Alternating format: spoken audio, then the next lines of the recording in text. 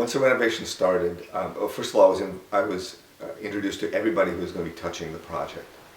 So I met Gerard and Nick and other people who were going to be leading the project. I was given phone numbers. It was made very clear that I should feel comfortable talking to any one of them and calling them at any time I wanted, if I had any questions whatsoever. So it was not a matter of keeping me at arm's length and pretending that everything was a secret. And anytime I had a question, and if I turned the question to them, the answer was, it's whatever you want, because at the end of the day, we want you to be happy with the work. And that was the attitude through the whole thing. And at no time it was a matter of, well, anything that you want, we want you to be happy, but it's going to cost you more. So they were all very, and the level of communication from day one all the way through was top-notch, very patient. I was getting calls and dealing with them on weekends where I felt bad, where I felt that they should be taking the time off.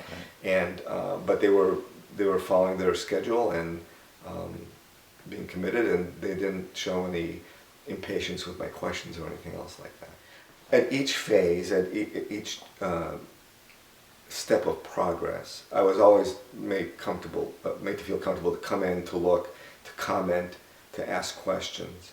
And I could tell from the responses that they were as enthusiastic as I was at the way the project was unfolding. So I always felt like it was not just me and them, it was us. I had friends who worked with other contractors. In my prior life, I also had worked with other builders and so on, and I never had that sense of us being a team. There was never a question of shortcuts being taken, and everything was being done. And in fact, if there was an error or something where we thought we're going to try to do this and it wasn't going to work, they didn't just ham and egg it and put it in there and then say, well, oh, this is what you asked for, this is what you get. It was a matter of, okay, this is really not working, but we'd like to try this other approach.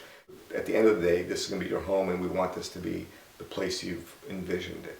And that's what they did. They made this mine and made me part of it. In fact, I'm almost sorry that it's over, because I've enjoyed the relationships, I've enjoyed the interactions. And I keep thinking, well, I just don't have enough money to keep putting projects so that they'll come over again. But I mean, it really is quite like that.